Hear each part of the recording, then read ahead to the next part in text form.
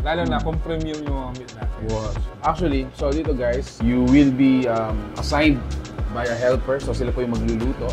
No? Sila magluluto sa mga meats natin para perfect yung pagkakaluto. So at the same time, while you're eating, you're just enjoying what your food. So hindi mo na problema kung sino magluluto kasi ang problema na lang kakain. Kaya lang, right? So this one's with wasabi. That's right.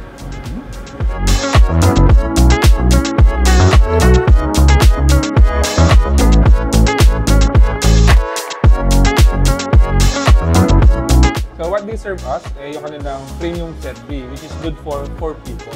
So ano ba included sa premium set B? So maliban sa mga side dishes natin, so meron tayong mga Iberico meats. Wow! Yes. So for the meats, meron tayong Iberico cod moxal, meron din tayong Iberico galdisal, and yung kanilang premium samgyeopsal.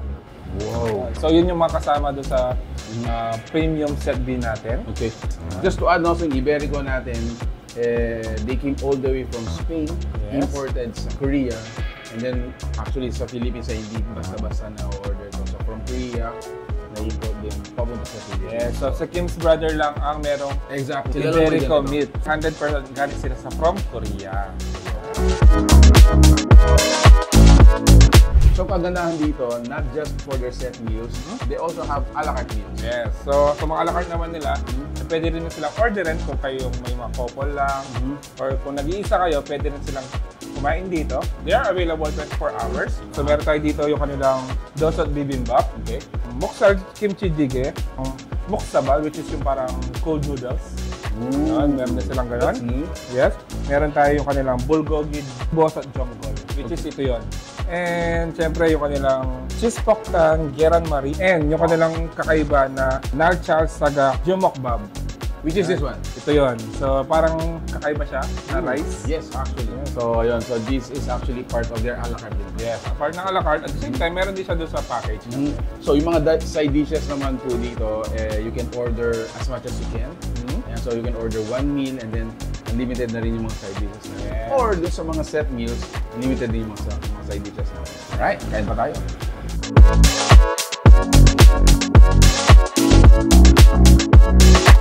This one is a cheesy one. Meron siya mozzarella sa loob.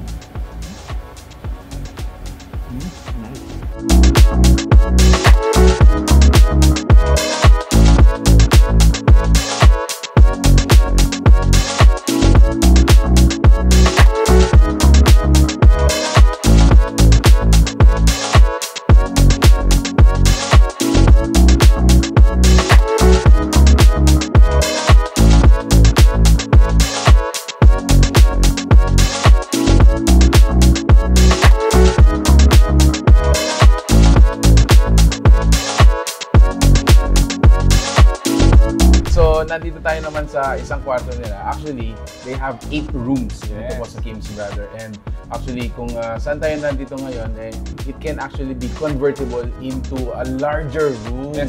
Imagine you can accommodate up to 20 packs sa 3 rooms nila. So they are free. And pero syempre, more on the groups naman. So at least 4 siguro when you go here, you can use the room now. Now, on our table, ito yung kanilang lunch meal.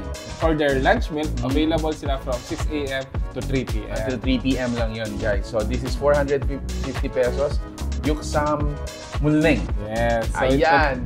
Ito naman akin is yung kanilang Wanggal Bitang. Yes. Which is only for 480 pesos. Yes. Tingnan mo naman yun sa'yo, bro. Actually, parang nga silang ang laki, oh. Yes. Anyway, yung sa akin naman, it's a little bit different.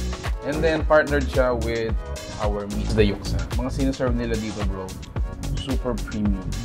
So, it's not the ordinary Korean restaurant na you go to and then parang the usual. Mga sinaserve nila dito are rare, different, and at the same time, premium sila. So, mapapansin nyo is medyo makakapal yung mga slice nila. Which is way thicker than other, bro. Yeah. Which is yun yung mga parang gusto ng mga Korean. Actually, in Korea, ganun daw yung gusto nila. Yes. What you're saying, di ba? Sarap. Habang kumakain tayo, if you want to go here sa Kim's Brother, they are located dito sa may Grand Building, Friendship Highway, Korean Town, Angeles City, and they are open 24/7. Grabe. 24 hours. So guys, hindi lamang po sila set meals, meron po sa a la carte, and at the same time, they have parang special, what do you call this? Premium meals. sets. Premium sets and meals during your lunchtime. So you can go here 24 hours a day. Anytime. Guys, if you like the food you saw in this video, please give it a thumbs up, share it with your friends, and we hope to see you in the next video. So that's it. Thank you for watching. We're in Pampanga. Until our next discovery. Peace out. Thanks guys. Thanks for watching.